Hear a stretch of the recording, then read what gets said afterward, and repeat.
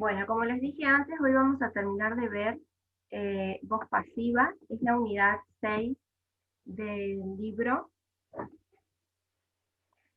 Nosotros ya habíamos visto cómo funciona este tema cuando hablo en presente simple.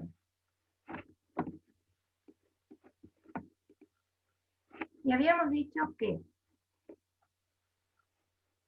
en una oración activa siempre es el sujeto quien realiza la acción, como por ejemplo, they sell a lot of cars on the internet.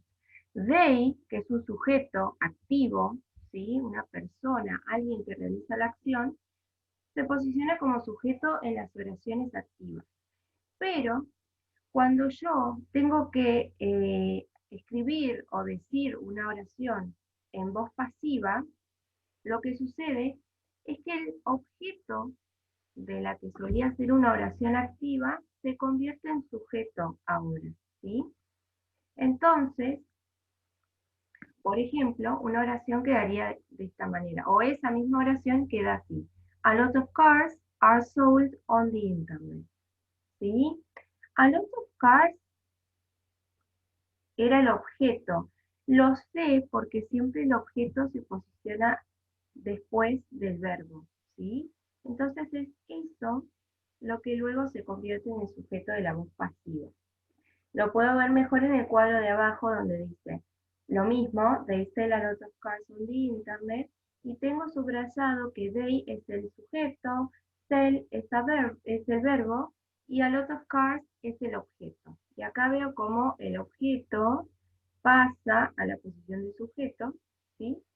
Y que el verbo sufre algunos cambios. No queda así, sell, sino que cambia un poquito. Ahora vamos a ver qué sucede con eso. Para escribir una oración afirmativa o una oración negativa, la regla gramatical que tengo que seguir es esta. Necesito un sujeto más un verbo to be, que puede ser is, are, isn't o aren't, dependiendo si yo quiero que esta oración sea afirmativa o negativa, seguido de un pasado participio.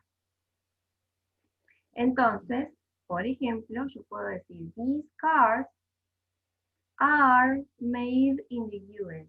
Are es el verbo to be y made es un verbo en pasado participio.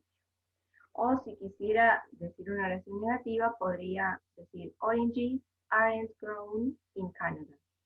¿Sí?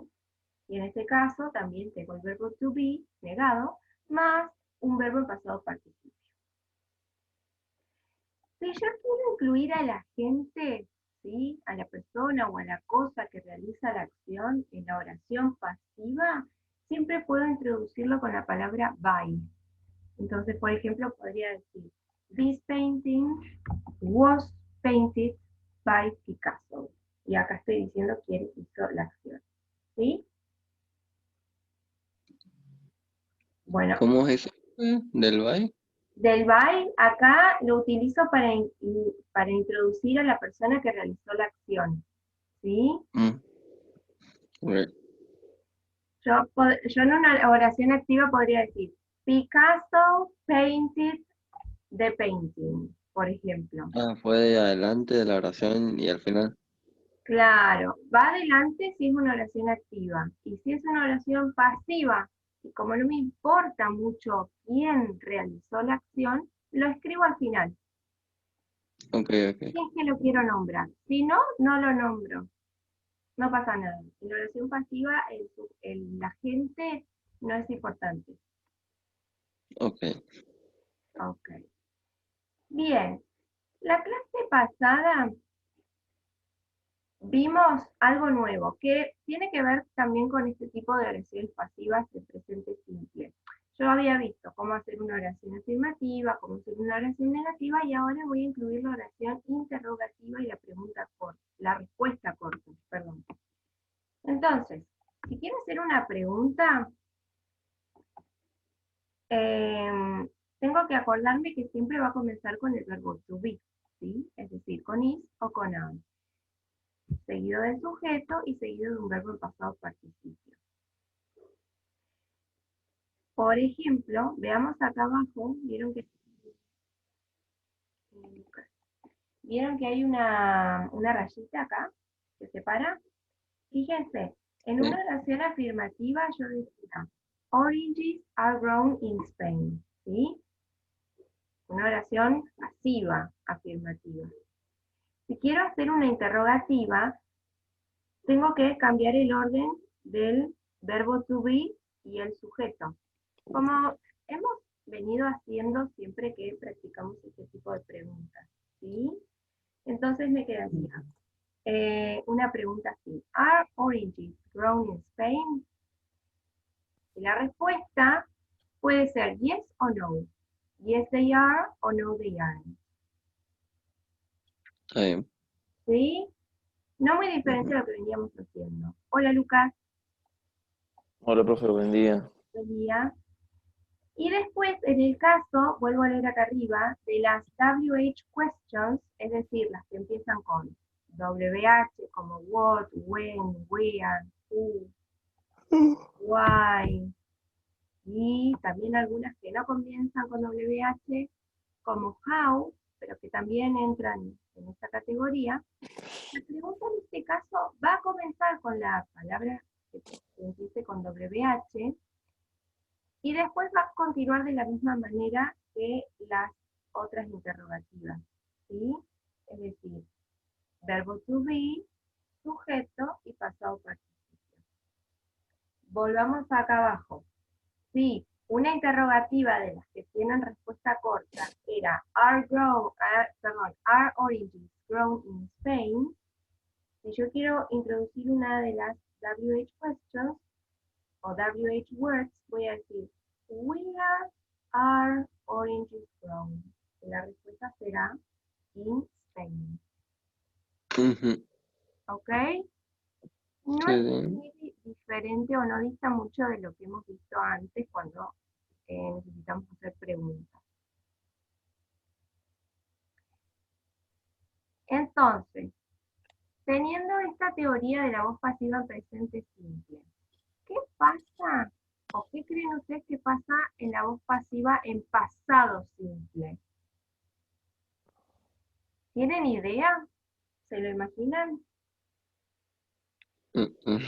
¿No? No, No, el Lucas seguro sabe. no, El no, pasado profe. simple lo hice muy resumido porque es similar. Ay, mi ojo. Es lo siguiente. Acá en este cuadro tengo todo, oraciones afirmativas, negativas, interrogativas y preguntas cortas. Entonces, vamos a ver que en las oraciones afirmativas y negativas voy a necesitar lo siguiente. Sujeto, verbo to be, pero esta vez, ¿qué pasa con el verbo to be? Pasa al Qué pasado, ¿no es pesado. cierto? No es más is o are, es was, Pasó. were, wasn't Ah, o sí. weren't. ¿Sí? El verbo to be en pasado. Vieron que el pasado de are es were y el pasado de is Sí, sí. es was. Eso es lo único que cambia, porque después también van seguidas de un pasado participio. Y si quisiera hacer una interrogativa, voy a empezar con el to be, que en este caso también va a ser en pasado, como was, were, siempre afirmativos, ¿no? Para la pregunta, seguido de un sujeto, seguido del pasado participio. Acá voy a poner was y were A ver eso. para que esté bien explicado.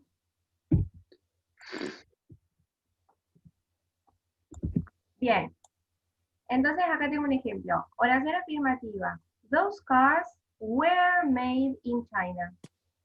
Esos autos fueron hechos en China. Si quisiera negar, voy a decir those cars weren't made in China.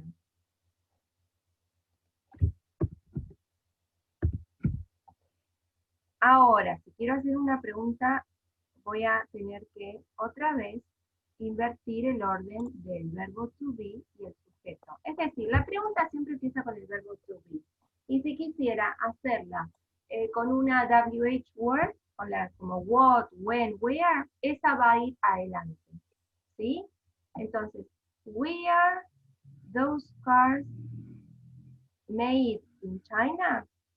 Y la respuesta será yes they were, no they weren't.